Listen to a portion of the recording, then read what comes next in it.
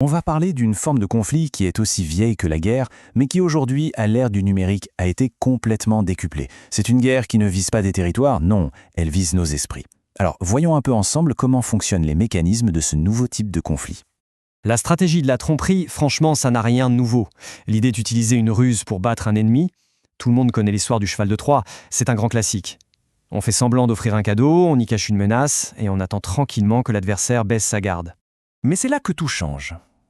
Que se passe-t-il quand cette tactique vieille comme le monde est en quelque sorte miniaturisée et personnalisée pour chacun d'entre nous? Eh bien, l'arme, aujourd'hui, elle est dans nos téléphones. Et le champ de bataille, c'est notre fil d'actualité.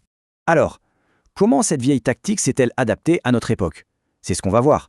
Parce que si la méthode de base reste la même, l'échelle et la vitesse, elles, sont devenues radicalement différentes et redoutablement efficaces. Pour qu'on soit bien d'accord sur de quoi on parle, il faut d'abord poser une définition claire. Il ne s'agit pas d'une simple erreur ou d'une fake news qui serait partie par accident. Non.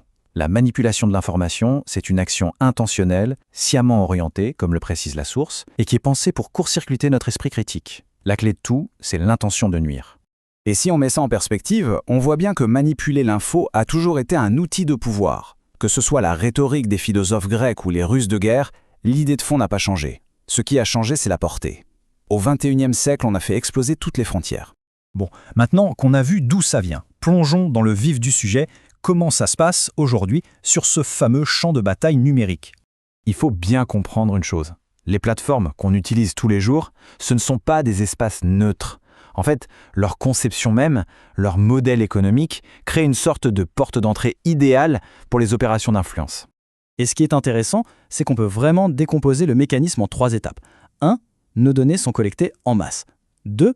À partir de ces données, on établit un profil psychologique ultra précis de chacun. Et 3.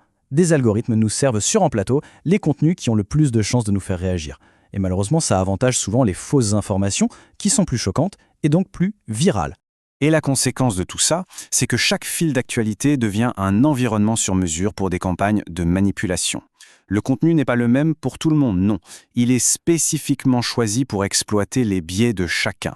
Pour qu'on se rende bien compte de l'ampleur du truc, regardez ce chiffre. D'après une étude citée dans la source, 66% des citoyens français s'informent maintenant via le numérique. Ça veut dire que le débat public s'est déplacé, il est massivement en ligne. Et c'est là tout le paradoxe de notre époque. Les gens sur les réseaux sociaux sont d'abord les cibles de la manipulation.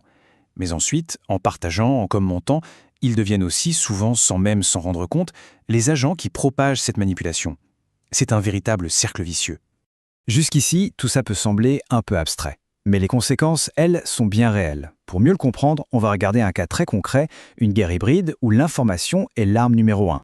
On part en Afrique de l'Ouest, où la Russie mène ce que les experts appellent une guerre hybride, c'est-à-dire un conflit qui mélange des actions militaires, des pressions économiques et surtout une guerre de l'information. Dans ce genre de stratégie, l'information devient vraiment une arme. Alors concrètement, comment ça marche? Eh bien, des acteurs locaux sont mobilisés, on utilise des fermatrolls, c'est-à-dire des équipes qui créent des centaines de faux comptes pour inonder les réseaux, et on pousse des récits bien spécifiques. L'objectif est simple, faire en sorte que la France soit vue comme la responsable de tous les problèmes. Et le comble du cynisme, c'est quand on l'accuse de soutenir les terroristes qu'elle est justement venue combattre. Et voilà à quoi ça peut ressembler. On voit bien ici comment un même contenu est poussé sur plein de canaux différents pour donner l'illusion qu'il y a un consensus, que plein de sources différentes disent la même chose, alors qu'en fait, c'est une seule et même opération coordonnée. Mais alors, pourquoi faire tout ça? Derrière cette guerre d'influence, il y a un objectif beaucoup plus terre-à-terre. La source est très claire là-dessus, c'est une stratégie de prédation économique. Le but, c'est de prendre le contrôle des ressources naturelles comme les diamants ou l'or. La désinformation, au fond, n'est qu'un outil pour arriver à des fins économiques. Attention, ce qui se passe en Afrique, ce n'est pas un cas isolé. C'est en fait le symptôme d'une bataille bien plus large, une bataille mondiale pour la vérité, dont l'issue va vraiment déterminer l'avenir de nos sociétés. Cette citation de Josep Borrell, le chef de la diplomatie européenne, elle est très forte et elle résume parfaitement la situation. Ce n'est pas un jeu. On l'a tous vu pendant la pandémie. La désinformation sur les vaccins ou les traitements, ça a eu des conséquences mortelles. Le plus grand danger, en fait, c'est ce déséquilibre.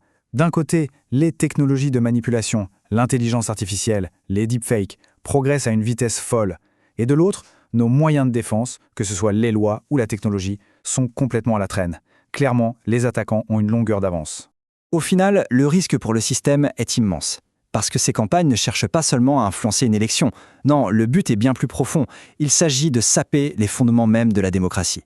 C'est détruire la confiance dans les institutions, dans les médias et même dans la notion de fait, pour tout simplement paralyser le débat démocratique. Et tout ça, ça nous laisse avec ce qui est sans doute le plus grand défi de notre époque. Si l'information est polluée, si la réalité est sans cesse remise en question, sur quelle base peut-on encore construire une société qui fonctionne ? Comment on fait pour reconstruire la confiance ? La question, pour l'instant, reste ouverte.